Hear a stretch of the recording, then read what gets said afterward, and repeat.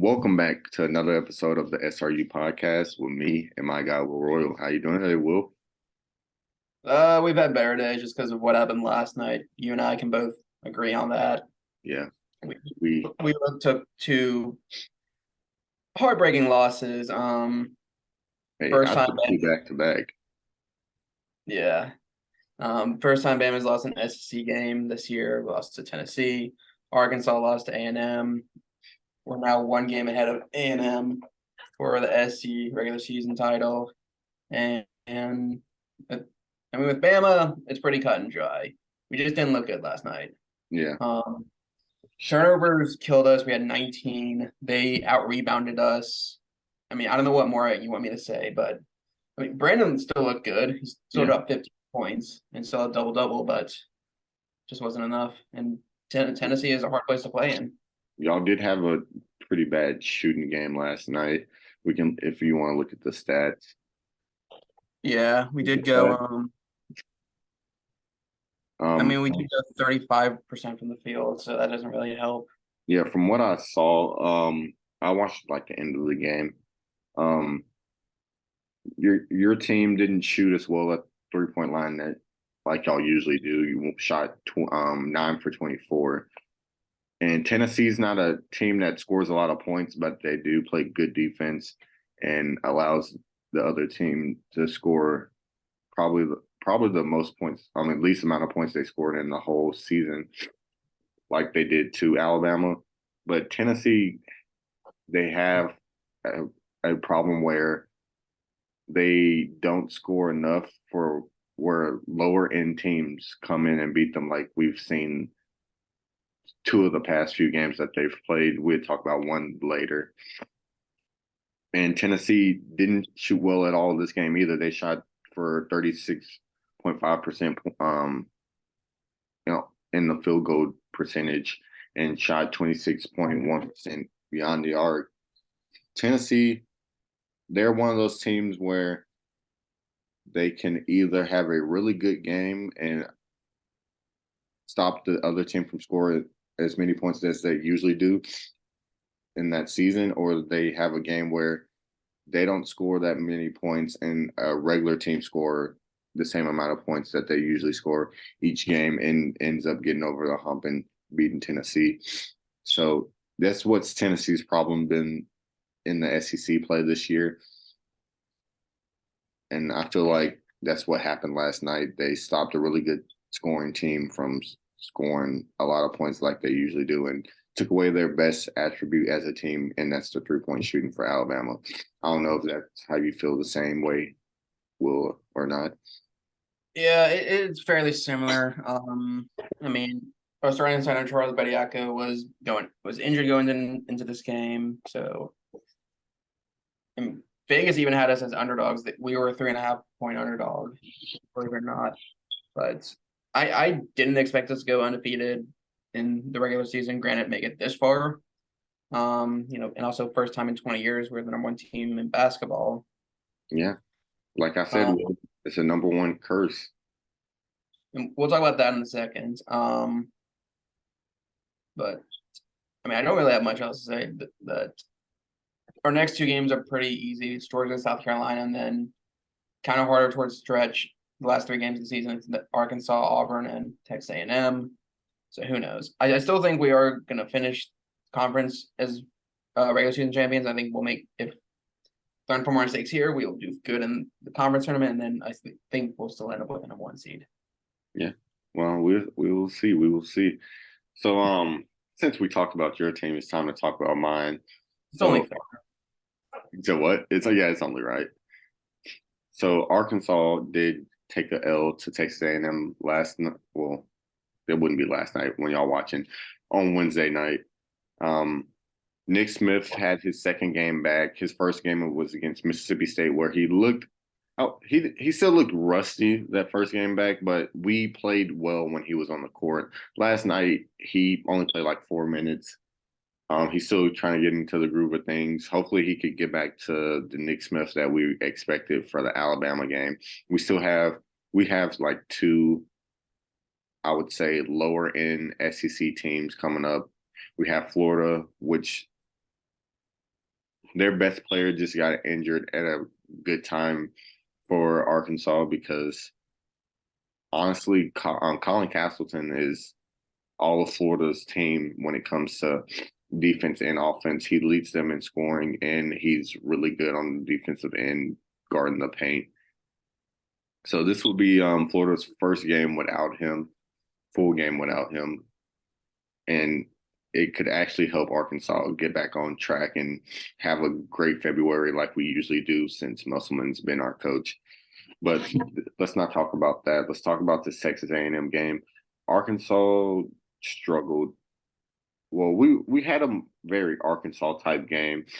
We were up 25 at the most, and this is the first time in like 40 years Arkansas has blown a 25-point lead, which is crazy. And it was to one of our rivals, I would say, because we were in the same conference two separate times in the Southwestern Conference and the SEC Conference.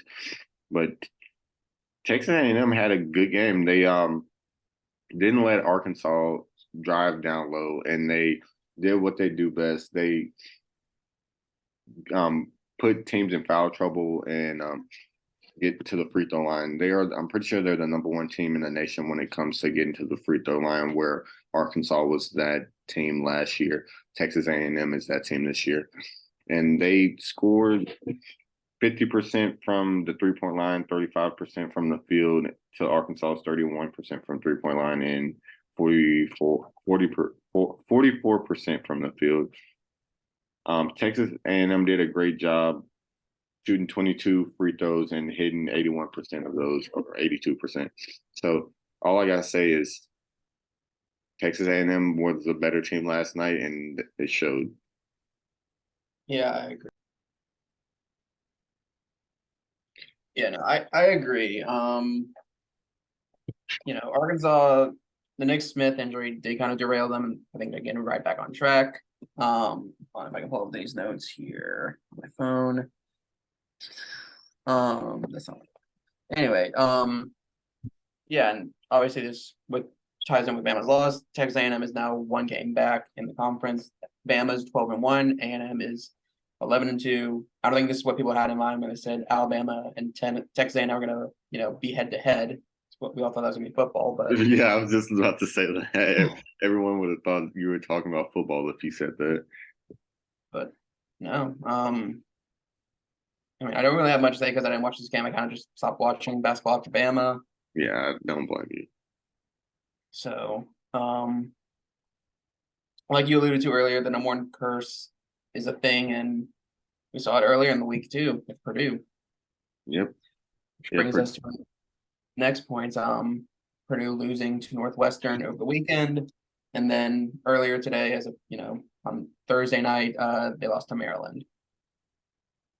So, what's going wrong with Purdue? I don't know. I'm guessing teams finding a formula to beat Purdue, or Purdue is just they have a good team, but it's just right now they're going through a slump. Honestly, I feel like depending on how from now to the conference tournament, we will really find out which teams are going to be legit contenders when it comes to March Madness and which teams are going to be the fakers. Purdue, I won't say that they're a faker right now, but honestly, if they keep going on the path that they are probably a little overrated. I feel like some teams are excelling when it comes to later in the season, like Alabama, even though they just had this loss. Basketball is one of the harder sports to go undefeated, and we haven't seen a undefeated team win it all since UCLA back when John Wooden was the coach. If we're talking about undefeated, yeah. Yeah, but there was a more recent team that went undefeated and ended up losing the national championship game. If we go back to, what was that, 2014 Kentucky? Yeah, 2015 Kentucky, they made it 38-0 and then lost to Wisconsin in Final Four. Yeah. So it's a really hard thing to do, and college basketball is to go undefeated. So this isn't that bad, even though they lost the game earlier from these two games. One loss or a few losses in a season is not that big of a deal. I think we might be overreacting to Purdue for these last two games. So I feel like Purdue's gonna be perfectly fine. Well, that's what I feel. Yeah. Next up, going Big 12 territory, Texas dropping it to last place Texas Tech. Pull up these notes. Marcus Carr, 23 points for Texas, still good, but nothing really special. I mean, this is a Texas team we didn't think would even remotely be this close after the Chris Beard case. We'll talk about that later. But yeah, to lose to last place Texas Tech in Lubbock is kind of a shock. This just also proves like how competitive the Big 12 is this year because Yeah, from what I'm seeing in bracketology, 8 teams of the 10 from the Big 12 can make the tournament. So 80% of your conference making to at least the first four is, bless you. thank you. Yeah, seeing all but 2 teams from your conference make it this far would be something. I feel like it might be historic. I've never heard of something like this happen. Yeah, no, me either. Jesus Christ. You good? Yeah, I'm good. But yeah, I think there's no clear cut top team in the Big 12. Like you could make an argument of Texas or Kansas or Baylor or Iowa State or TCU or Kansas State. Gee, Just keep going. welcome to spring. For real though. Yeah, you could Okay. really make a statement for any team in the Big 12. You know, apart from like West Virginia. But no, West Virginia even beat Auburn a couple weeks ago. So it really is anyone's game. And we'll see that in the coming weeks when conference tournaments are up. Yeah, this is a huge win for Texas Tech. They're 14-12. They're just above 500. Do we see Texas Tech making them push? Probably not. They hadn't really been good since Chris Beard left. They were decent. What was that? Mac McClung year when they lost to Arkansas in the Sweet 16. Was that? Yeah. That was 2 years ago. They were pretty decent that year, which is crazy because Texas Tech had a really good transfer come in. That big guy from some D3 school that I know Arkansas was trying to get him. Yeah. Also, Bam also took one of their players, Namari Burnett. Yeah. So we didn't really have much expectations in Tech. Yeah, and they lost Namari Burnett, like you said, who was a McDonald's All-American coming out of high school with Jalen Green. They went to high school together. But Texas looking good. The Chris Beard losing their coach is not really affecting them that much because they are like number 6 in the nation, even though they did lose this game. Texas, I still think they'll bounce back. I feel like they could make a push to Final Four, Elite Eight when it comes to the tournament. They shot 40% from the 3-point line and 39 from the field, which is terrible. And it's not like Texas, who's a pretty good team when it comes to shooting wise and scoring points. I just think Texas Tech just had a really good shooting game. They went 7 for 14 from the 3-point line, 50% with 66.6% from the field. So Texas Tech had a really good game when it comes down to looking at the stats but so I feel like Texas is fine. Yeah, I wouldn't be too worried about this just yet. If it was in the tournament, that'd kind of be a little alert, but I think we're still about a week and a half, 2 weeks out, so I wouldn't be too concerned. Yeah. All right, let's go to this Missouri beating Tennessee. Yeah. Really should have talked about this before the Alabama, but I know you wanted to get that loss off your chest and not stew on it for the rest of the podcast. But Yeah, I mean, this year, but before beating Bama, Tennessee had two heartbreak losses. The first one to Vandy, and then on Saturday lost on a half court shot to Missouri. Nothing really else I can say about that, but because it was a highly competitive game, and then of course, you know, made it. yeah, yeah. This was crazy. Just losing to a buzzer beater in 2 straight games is just unfortunate, really. And losing to like low, I wouldn't. Well, Missouri's actually a good team. Let's get that straight. They're actually a good team. They were ranked earlier this year. They had Yeah, a few losses that didn't really sit well, but this is different from losing to Vanderbilt. And I wouldn't even say Vanderbilt's a terrible team. Most of their losses coming into at the beginning of SEC play were really close. So it's they didn't lose to some like trash teams like Ole Miss or South Carolina when it came to SEC. They lost to some pretty decent teams, programs on the up and up. I guess you could say that. Vanderbilt hasn't been good since we were in middle school, Will, and we're out of college. yeah, So that says a lot for Vanderbilt. But Missouri is a pretty solid team every year when it comes to basketball. I feel like that's probably their best sport. And aren't they good at like some other sport? You probably know more than I do. baseball. Yeah.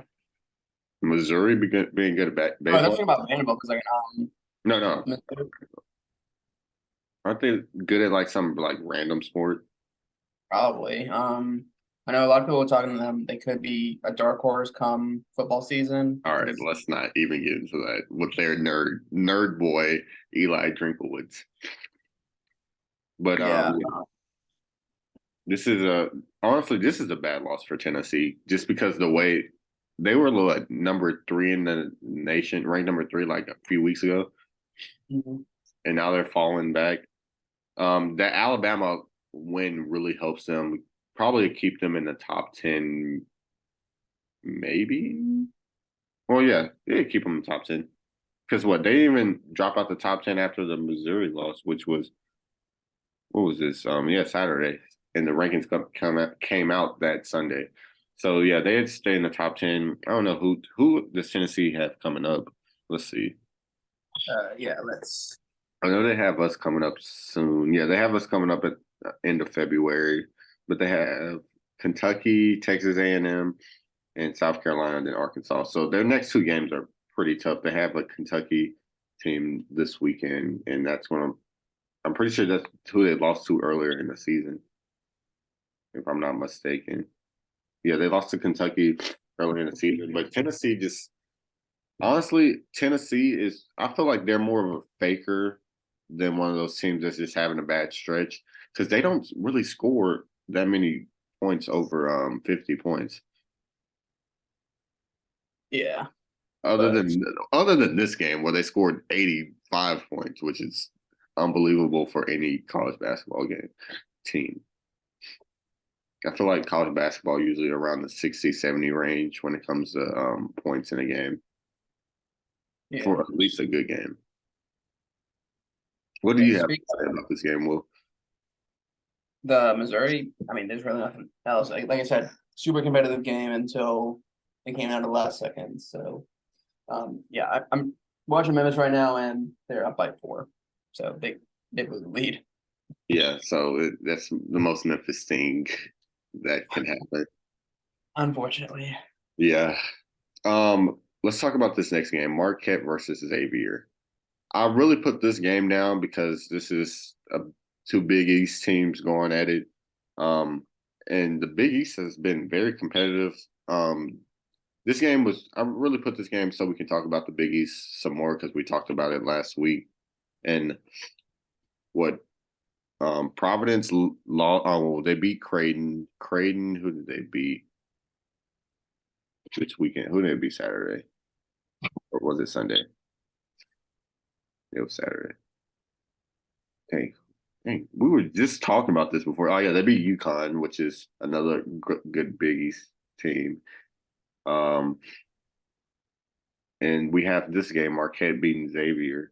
who Xavier has been great all season. They've really been flying. Both of these teams have really been flying under the radar, like we said about this Marquette UConn game last week. A lot of these Big East teams are flying under the radar. I feel like a lot of them will surprise a lot of teams in March Madness. Will, how do you feel about these Big East teams flying under the radar? Yeah, Big East is usually that underrated conference when it comes to power state, just because it could be any team really. It's mostly been run by like Providence, Seton Hall.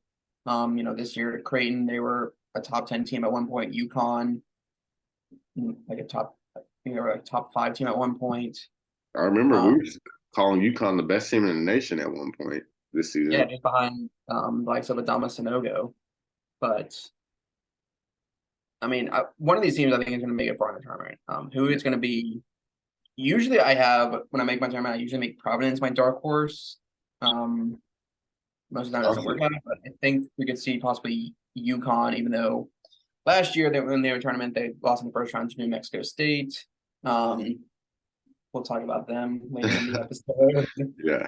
Um, and then Creighton kind of is super good, or they're just non-existent. But the Big East is usually one of those fun conferences, and playing conference tournament in Madison Square Garden. Go back to the iconic days of like Syracuse versus Georgetown. Kind of sucks. The conference isn't really the same anymore. Yeah, But especially for the big name. I would say the blue bloods of the conference. yeah, Yeah, it's like UConn, Louisville, Cincinnati. Villanova. No, well, nobody's still in it, but they've kind of fallen off. Oh yeah, I'm just saying like the teams that's not at the top that usually are like Villanova. Yeah, well, this is Um, the first year without Jay Wright in a long while. They're still under Kyle Neptune, but I mean, it's a rebuild year. Kind of like what we're seeing with Duke under John Shire, kind of what we saw last year with UNC under Huey Davis. Granted, they went to the as I championship. said, they went to the national championship. That's a little bit different, but I mean, I think feel about like all these other. we're really seeing that rebuild this year when it comes to UNC. Came in huge hype, and now they're one of those teams. I feel like honestly they could probably make a run in March Madness because they're getting quality wins in the ACC, and Last I saw it in bracketology, they were a first four out playing Kentucky in one of the first four games. that's crazy. Imagine saying that like 10 years ago. UNC and Kentucky first four out playing each other. Last four in playing in Dayton for a spot in the championship. Yeah, that's crazy. All right, enough Big East talk. Will let's get to this New Mexico State stuff that you know a lot more about than me. I Yeah. know just pieces of it. Yeah, this has been crazy what's been going on with them. So last week, school put out a statement saying their program was put on indefinite suspension. 2 days later, season's done. Um, they were in hot water back in December because a player whose name I can't remember, I don't have it written down, shot and killed someone at New Mexico. Yeah, I remember that. They got into an altercation at their football game, and then when they came back to Albuquerque to play them, he tracked them down and shot them, threw the gun out. Bus got pulled over. They got searched for the gun and all this other sort of The iPad. yeah, like all this information. Yeah, one of the coaches hiding, literally hiding the evidence. The Exactly. yeah,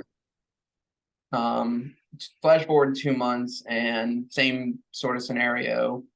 Or not really, but they got caught in hazing incidents. At least 3 players came forward and admitted they were, being abused by other players. Some of the walk-ons and other players have transferred out since then. Their head coach, Chris Hires, I think that's who his head coach is. He's since been fired, and all their games have been forfeited for the rest of the year. They're not going to play any postseason, which is so crazy to think about because, like I said in our last game, we talked about they beat UConn in the tournament last year, the 12 seed on the Chris Jans, who went since has left to take the Mississippi State job.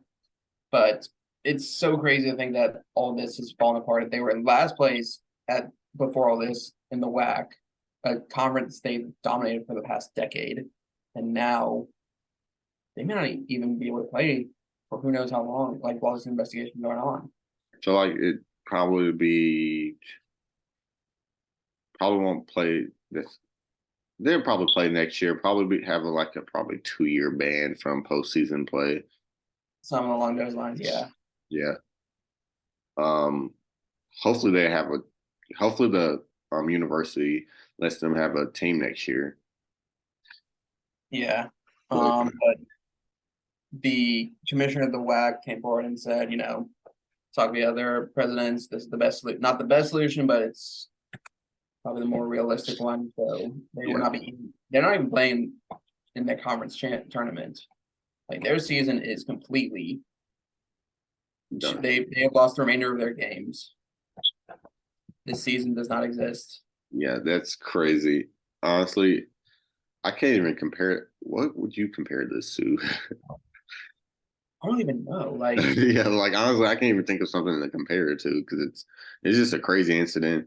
The whole murder, I don't know, murder thing that happened with the one of the assistant coaches hiding evidence, something about an iPad, I remember. Just the coach just telling the bus to go while the police is literally chasing them down, trying to recover whatever they're trying to recover from the bus, and just a lot of stuff is going on. This is probably one of the craziest seasons of college basketball in the past few years, I would say. oh, absolutely, and it's only going to get more crazy when conference tournaments start back up. Yeah, and speaking of craziness with schools and coaches, let's talk about the unfortunate events that happened to Chris Beard. Would you Um, say he laid the bed? Oh, so he's sleeping in the bed he laid, or is this unfortunate for him? well, the Chargers did get dropped, so but he still is without a job as of now. I think he is going to get a job coming back next year, wherever. But early in the season, his wife came forward and said that he hit her, which is a huge offense in the state of Texas, and it cost him his job. Possibly a Final Four team with Texas is now not even. He's not going to get credit for it. Yeah, because they're still playing pretty good without him. Um, let's see how this does for Texas recruiting because you don't even know who your coach is going to be, and you have a 5-star McDonald's All American committed to y'all, and Ron Holland, who chose Texas over the likes of Arkansas and many other programs, and he says he's still trying to figure out what he's going to do when it comes to um, his recruitment and going to Texas. So I have no idea what Texas is going to do and what Chris Beard is going to do going forward. One more story that I picked out that I wanted to talk about. I don't know if a lot of y'all watched the guy playing middle of the game for Eastern Illinois. Kenyon Hodges slapped a fan in the middle of the game and was literally going to fight him. You just see the other player. He's just looking at the guy who's just slapped a fan, and just like he's like, bro, what is going on? And the game is literally going on when this happened. Well, Yeah, I send you this video, and you just see like the fan probably said something, we don't know what, and the player just went around and boom, and the refs call it all like blow the whistle, thinking like, oh, it's like a foul or something like that, and players confused, and then they look over and they see that. yeah, yeah. That's probably one of the craziest things I've seen in college basketball this year. That and this New Mexico situation. But There's this just is a lot going on in basketball at the moment. Well, I'm gonna yeah. let you take this next story. I was gonna say, also watching Memphis, it's now a 1 point game with 3.5 minutes. All right then. Yeah. Um, Last story we want to talk about this week, and former Alabama player and now former Oregon player Trayshawn Holden got arrested for what was it, gun possession Yeah, of a it's like unlawful use of a firearm, menacing and coercion. yeah. Madison, shout out to our boy Wyatt. Yeah, Uh, the Memphis Menace. got my Georgia Tech cup right here for him. But yeah, that's crazy. Like I was telling Bryce, like this is the curse of Alabama receivers because Henry Ruggs almost like once he left, no discipline, and he's probably in jail for a long time. But traditional, kind of like the same scenario with Darius Miles, um, just with the gun thing. Um, it cost him his college career and possibly, bigger future plans. Man, college career, forget that. He might be locked up for a good little while. But Yeah, this one is crazy because like this man got locked up for menacing and coercion. That I really I don't think I've ever heard someone getting locked up for that because of having a weapon or whatever happened. I'm not 100% what exactly happened, but that's crazy. Like, was he trying to like make someone do something that I don't know and threaten them with a weapon? I'm guessing, and the guy just snitched. So, well, not snitched, reported it to the police. That's a better way possibly. of going by it. But yeah, But that's all I um, got this week. yeah, I have one more thing to talk about. College baseball is starting this week. Um, there's plenty of games going on this week. I'm going to a showcase at Globe Life Stadium and in Arlington, Texas, literally across the street from Jerry's World. And there's probably the best teams out the SEC and the best teams coming out of the Big 12 playing at the Texas Rangers stadium.